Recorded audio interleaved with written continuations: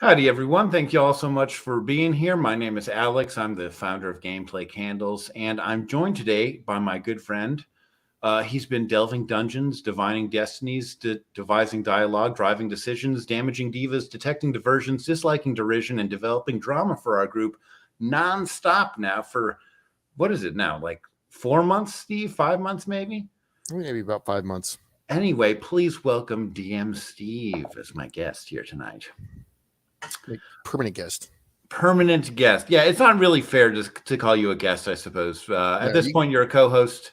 You can call me Cato. What's that? Cato, the house guest that never leaves. Perfect. Well, let's get into it. Like we do every Thursday, we roll a die to see what the fates have in store for us. The way this game works is we have a baseline 10% discount on all orders for the next hour. We're going to add to that 10% whatever we roll here. So without further ado. Come on, 20. 8. Okay, so that bumps it up to 18%. There's now an 18% discount live at gameplaycandles.com. And since tonight's topic is all about creating good backstories, the code at discount to get that 18% will be Edgelord. That's what we want to avoid, is creating an edgelord character with just following the tropes. But we'll get to that. We'll get to that. Let's see. Some quick business updates before we get into the fun stuff. But jars are back in stock. If you haven't heard, we've got everything in stock right now. So come on down to gameplaycandles.com. No better time than the present with our 18% discount to get what you're looking for. We sent out our first batch of summer scent testing packets, I should say, but we're looking for more scent testers. We've streamlined the onboarding process to make everything faster, everything easier. Send us an email at support@gameplaycandles.com, and we will be in touch to take your information down and potentially send you 6 free tea lights of scents that we are thinking about putting out there for our summer seasonal line. It's totally free, as Steve, you're quick to point out. Totally free. If you like getting free stuff, I like getting free stuff. If you like getting free stuff too, then please reach out to us. That's at support@gameplaycandles.com. And you could be a scent tester getting some free samples. Real quick, we have 3 seasonal springtime candles that will be launching in the next, say, 2 weeks. Next 2 weeks. Shame on me for not having them ready by the equinox, but tonight I wanted to talk to y'all about our Palace Gardens scent. This is one of our seasonal scents here, and I'll just sort of set the mood for you. This is going to be the what's on our website. The lines on our website says, "Expansive royal grounds surround the castle, made all the more impressive by orderly rows of colorful flowers. Hedges zigzag throughout the gardens, neatly compartmentalizing different blooms. It might make a pretty design when viewed from balconies that jutted out of the high tower, but for now, you focus on the guards scattered throughout the gardens and push the enchanting bouquet of aromas to the back of your mind." So this candle is... I've had flower-scented candles before that I've ordered from a plethora of companies, but when I poured these, my entire house smelled like a greenhouse. Yeah, these have bright notes of Avalon lemon. It has bright notes of jasmine, heliotrope. There's rose in here, of course, and it's just honestly one of the most powerful scents that we've ever developed. And so I know that there's a big fandom around Dwarven Mountain Hall right now because it's such a strong, distinctive scent. This is as if you're walking through the flower section at your local grocery store, or actually, it'd be more impressive to say at Versailles if you've ever been, just walking through their expansive gardens. It is hitting you over the head with flowers, strong. So, hey, Alex. Yo, I got a quick question. I got a quick answer. That candle, can you put it back up? Oh, yeah, of course. Yeah. Palace Gardens. So what's the difference between this type of label and the new white ones? Oh, my gosh. Well, you want to get some technical. You just asked an engineer about a technical difference. So the labels on the black candles right now are made with a UV printer that is. No, man, I just meant black versus white, you dork. Well, I think anyone with a pair of eyes will see that. We're still keeping the gold motif, obviously, with a golden interior, but now this is like with a white label and a white jar. But those are seasonal, right? Still metallic. Yeah, this is going to be the look for our summer seasonal and spring seasonal. We might actually switch it up for summer depending on how sales go. Yeah. But these are your solid inline scents. Yes, the black candles are going to be available forever. It's our core collection. And just a quick reminder, we have a few new scents coming. We launched Druid's Orchard a few weeks ago to cover the Druid class, but now we have Bard's Bedroom and Barbarian Encampment also launching in the next couple weeks to cover those classes. And the hope is, well, I should say the plan is, by the end of this year, we will have all classes covered with a candle scent unique to that class. My God, 2024, if we can get into like subclasses, I know what I'll be doing for the next like 2 or 3 years. But by the end of this year, we'll have all the classes covered when it comes to candle scents. And those will be in line in those black jars, available always and forevermore. So there you go. Yeah, these white ones denote the seasonal and ephemeral nature of these candles. Are going to be available for a limited time. But yeah, that's how we differentiate those. Does that answer your question? Yes, and they look very sharp. Okay. This is what happens when we don't practice prior and I don't tell you what question I'm going to ask. We slightly stumble a little. If someone wants to ask about the technical difference between the candles, then I am all about that. Let's see. Brandon adds, hey, man, love the samples. Then bought the medium size of all of them since you were out of the large. Oh, I just missed it. Love them all. Keep it up. Look forward to the stuff you have planned. Thanks, Brandon. I appreciate that. If you have a favorite, shoot it up in the comments there. My favorite is Dwarven Mountain Hall. Steve, what about you? You got a favorite scent so far for a core collection? Dwarven Mountain Hall. Yeah. We were talking beforehand, and number 2 is Rogue's Retreat. Rogue's Retreat. That's so leather heavy. I mean, there's no mistaking, what armor that character is wearing. But yes, very good. Let's see here. Okay, we've got the boring stuff out of the way. We got the business stuff out of the way. Steve, let's talk about creating a good character backstory, because this is one of those common experiences to every single person who's played a character. Yeah, with D&D. Let's be totally transparent. I'm still fairly new to D&D, and when I started playing, Alex was our DM, and my first character was like Trope City. You're in good company. Ranger, human, parents killed. I'm thinking like Batman. I'm creative. Not really. But it was still a fun character I enjoyed playing. Mm-hmm. We actually just did a one-off where I was like, I'm going to be having a little more fun with this. Now I kind of see what some of the role-playing has been done. And we've got one guy in our group who plays a halfling monk who kind of has a biker motif. Yeah. Which is he rides a hog, which is to say an actual animal, a hog animal. Yes, instead of the nunchucks, he's got like a chain with a lock at the end. Yeah. So we did a one-off the other day, and I came up with an orc barbarian. So I've been playing a ranger, and I was like, man, I want to get in close and smash. I want to be a tank. And I was going to actually do something kind of like, he was ostracized, and as I'm driving to Alex's place, I'm just having some random music playing, and I heard like a surfing type song come on, and I'm like, oh no, I'm gonna do something like my friend's character named Mucho. He's gonna be a surfer bro who grew up on the coast, so he's an orc, half orc with puka shells, board shorts, and just kind of talks like, hey man, chill bro. Throwing the shaka, just having fun with it. And I had so much fun role playing that session.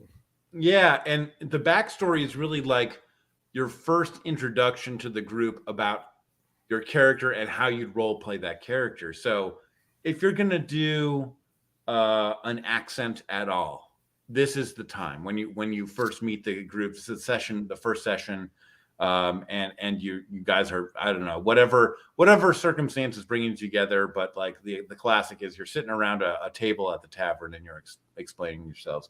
I know that I have a little checklist that I have in my head that I try to run through always that makes good character backstories for me.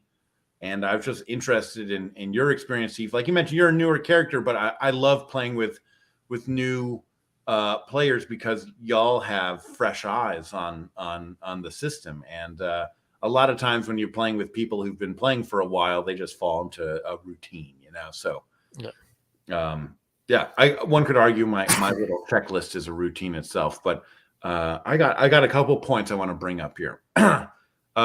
The first point I'd mention is you should not feel compelled to write a 50-page essay about your character's life.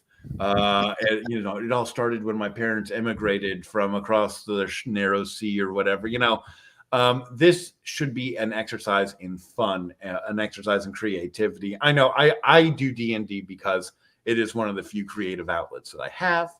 And so if you're not having fun, then what are you doing here, you know? Steve, how long would you say you've made your character's backstory before? I mean, it wasn't extremely long. I say I could probably write it out in 2 paragraphs. Mm-hmm. And one thing I'm learning as I'm making more characters is you don't have to have like a set roadmap of, you know, this was my dad, this is my grandfather, this is my motivations. Mm-hmm. You know, like when I did, it's whatever you're interested in, whatever piece of like a backstory interests you most, and dive into that because that's what you're gonna have the most fun with, Mm-hmm. and you'll more likely be more creative with, and that will actually help drive your role play. And then, you know, also look at like, you know, if I've been a very serious character and I want to be something not so serious, that could also play in the backstory and also make it more enjoyable for you, because D&D is great, and what I like about it, and I think I can understand why people like to act, is you can play a plethora of characters and you're not confined to just being like I'm me all the time. Yeah. You know, now I can be like a surfer guy, or I can be like a really cool archer who can take people out. I mean, Mm-hmm. and there's still so many more characters and backstories to explore. I think, Alex, you told me about like, what if you have like a noble who's had a rich life and just like, you know, I want adventures, so I'm just gonna become a fighter. I just think it's neat. Yeah.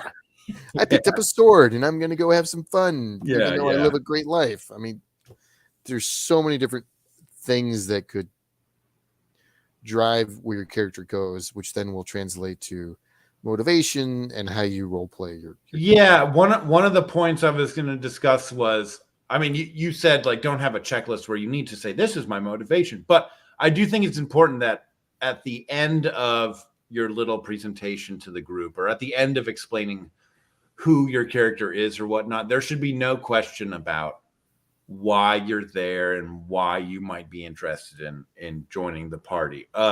If you haven't done that, if you haven't explained that in so many words, then you may have just wasted a really good opportunity. Even if it's a lie, even if what you're telling the party isn't true to what your character's actual motivation is, they shouldn't question why you're here and why you're joining. I think one of the important things in any backstory is leaving room, be that for character development, which Steve, you did a really good job with your character, your ranger character, leaving room for character development, or leaving room for storylines or you know, story threads that a DM can pick up and sort of tie in to the adventure at large. That's what makes a good character backstory, you know, from a character's perspective, and also it makes a good backstory from a DM's perspective. It's you got to add tools to the DM's tool chest. Yeah, Alex, one thing,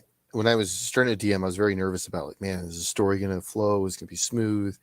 And Alex, you did a good job of calming my nerves by saying, remember, it's collaborative storytelling. Yeah, that's the heart of it, for sure. So leaving room for your character to grow, and also as you ad lib and things change, like just having that little bit of like, I don't have a 150-page backstory where I lock in this character and he's so developed. you can have fun with it. I mean, something completely happened that may change your story arc and your growth, and you just go with it and have fun.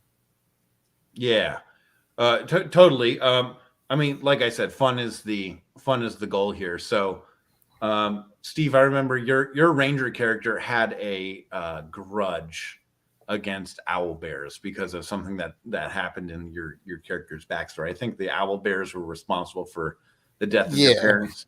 yeah, they were like cloth merchants. They were traveling through the forest. And they got attacked by a pack of owl bears and just decimated him. And he was like the sole survivor. Got Mm-hmm. adopted by some wood elves, and that's why he ended up becoming a ranger. And Yeah, then and yeah, so this is an interesting point. There's like tropes that are very trophy. clear in there. You know, the orphan edge lord, but you're I'm not so really mad. you're not really like an edge lord. You're not so like edgy and like and whatnot. Um, but at the same time, the idea that you hate owl bears, but you're a ranger. You know, you're one who's in the wilderness all the time, and guess what your animal companion's going to be, you know, an owl bear child. So you're going to be able to show how you can grow together, work together, and you know, be an unstoppable force. And he felt, I think, a connection to this owl bear because it was a baby orphaned owl bear. Mm-hmm. And it also allowed him to kind of, I can't wait too deep about this, heal and let go the hatred he had for the owl bear by now taking care of this orphaned creature that I'm sure if I had a therapist would be very happy that I made all the connections. But yeah, I mean, it's as much fun as you want with it or not. To me, it's like, I feel like I'm making a movie sometimes. In characters. And that to me, that's like, just I geek out about that. Well, it's funny you say you feel like you're making a movie. I always feel like I'm making a video game RPG. So, you know, whatever other media inspires you, by all means, I encourage everyone to dive into that. But write a book, write a comic, whatever. I will say, so you're very good in that you've managed to keep your backstories to about 2 paragraphs. I think is what you said. I think that is the right length for your character to speak to other characters in the group at the tavern or whatnot. However, I will say that, like I said, there should be room. I always write down much more. I always write down way more detail than just 2 paragraphs. I think at one time I wrote a you know, it's fun. So if it's fun, then do it. But I wrote like a 15-page short story for my mastermind rogue, Victor Shakapopoulos, and how he was unfairly dismissed from the city guard due to corruption and whatnot. So, but Alex, I think that mirrors kind of real life. Like when you meet someone, you're not like, let me tell you my backstory. Right. And you speak for like an hour and a half. You just give them a quick summary. And in D&D, that would be the same thing. You sit at a pub, you meet someone new, just your quick, hey, this is who I am. Yeah. And then as you play the game, these details can be sprinkled in. Even if you're not the DM, you're the character, you can still sprinkle in these details as it is appropriate. Right. Yeah, totally. Let's see. So there was a question here. Does making a good character require a torrid backstory? First of all, excellent use of the word torrid. Big fan. Let me Google that. Secondly, no, I think that if everyone has a tragic backstory, you were just all a bunch of edgelords just running around, with orphans and provocative. The opposite of that would be the rich nobleman who just wants to go out. I just think it's neat to go adventuring. I think the closest I saw to that was, do you ever see that show on Apple TV called Our Flag Means Death, Steve? Yes. Yeah, Steed, the protagonist in that is like a landed nobleman who just like is fascinated with the idea of being a pirate, and he goes out and he becomes the most incompetent and hilarious pirate that somehow partners with Blackbeard. And so that's I remember the whole time I was watching that, I was like, I should do a nautical adventure because like it's such a great premise. And I think that having characters that buck the trend of, the orphan or just really anything that subverts expectations is going to make for a great character backstory and one that you'll talk about again and again in reference. It's kind of funny that D&D, we try to escape in fantasy, and so everything's unique and special as much as possible. Mhm. So now the mundane seems to be the unique thing. So it's like, hey, Alex, why, when you were young, did you join the Navy? Well, a shark killed my parents, and I wanted no, I wanted an adventure, and No, it I just seemed thought like a it'd good be cool idea to at the travel. time. I got Yeah, talked to well, by my recruiter. I did see there was a discussion on the D&D subreddit a while ago about like all these unique characters that have like not just unique backstories, but mix and matched classes and class abilities and stuff like that, and all these homebrew stuff where it's like, man, I want to be really unique and just be a regular battle master fighter. Full stop, and just a human battle master. And so there's a pendulum like effect, I think, at every table about who brings what type of character to the game. Yeah. But you know what, not trope, but something I love, of course, you reference other pieces of work, whether it's movie, books, fantasy. 13th Warrior, I don't know if you've ever seen that movie. Oh God, with Antonio Banderas? Was that who it was? Yeah, but I mean, he's an ambassador. He's in this tent, and they're like, we need warriors. The 13th cannot be a Viking, and he gets like sucked into this adventure. And he's like, how did I get here? I'm just a normal guy being in bat. Next thing you know, he's fighting. He's gone a Viking. Celts and yeah. So I think something like that could also be cool. It doesn't have to be Thor. You could be a normal person who just gets wrapped up into the adventure. It's just use your imagination. If you're like, I'm tired of the tropes, I'm tired of the Thor backstories, I don't need to be Bruce Wayne where like parents were murdered. It's easy. You can still make it interesting and have fun making it unique. Yeah, and that you might view it as a challenge. Like I think I mentioned this last night during our session, but making a character who's super optimized and like a rule-bending demigod, I think is how Brennan Lee Mulligan put it. It's not as satisfying to take down the BBEG when you're like a giant amongst men. It's much more interesting a game if you really lean into those character flaws and those things that are less optimized than might otherwise be possible. And bringing that aspect into your character backstory, like talking about those flaws, illustrating those flaws, it makes for great role play. And really, besides introducing your character for the first time, the character backstory is really all about how are you going to role play your character. So, and I love also our friend Adam, who's in our DM group. He said he'll have some bullet points like after he creates the backstory, like what are the motivations of my person? Like, okay, maybe their flaws. I'm a drunkard. So in the story, anytime there's like alcohol, ale, that will be his primary motivation, and that dictates a lot of how he plays his character. True. Maybe he's a natural leader or he's a natural protector. So when he's in combat and he sees someone getting hurt, he will disengage to protect that person because that's what his character. And so he's got these bullet points. There's just like 3 or 4 or 5 that help dictate how he will act either in role playing and combat. And I thought that was like a great little quick tool. Yeah, like a quick reference guide.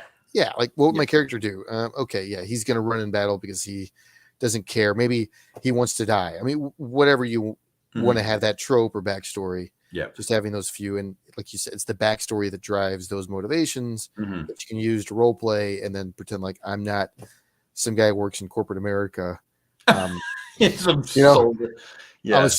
a surfer orc who's retired from the military and just enjoying life and things I wish I could do. Yeah, right. I'm not just a drone. Well, Steve, as soon as Gameplay Candles has a dungeon master position open, I'm snatching you up. You can count on it. But we have a bit of a recurring theme in our live streams here where we use ChatGPT to great effect. Well, lesser or greater effect when it comes to whatever topic. And so I want to ask the crowd here if you got any ideas about character backstories that we can feed into ChatGPT just to come up with something unique, maybe a little interesting. We've talked a lot about different, different motivations and backstories and how they might bear fruit for your character. So if there's anything you want to see us put together, put it into the comments. And I think we might have, are we still having a little issue with the comments coming through? Maybe. If not, we'll catch what we got. But Steve, how about we, man, we really should have like a randomizer for this, but let's come up with a backstory here. What? Well, you would have GPT come up with a backstory? Well, maybe just like one unique aspect of the backstory. Like let's say it's a half orc, like your character was the other night. Okay. Let's say it's a cleric this time. Half orc cleric. And let's say like what sort of theme? Like a forest theme, maybe, or a mountain theme. Like pick an environment that they grew up in. Yeah, backstory. Limit it to like 200 words if possible.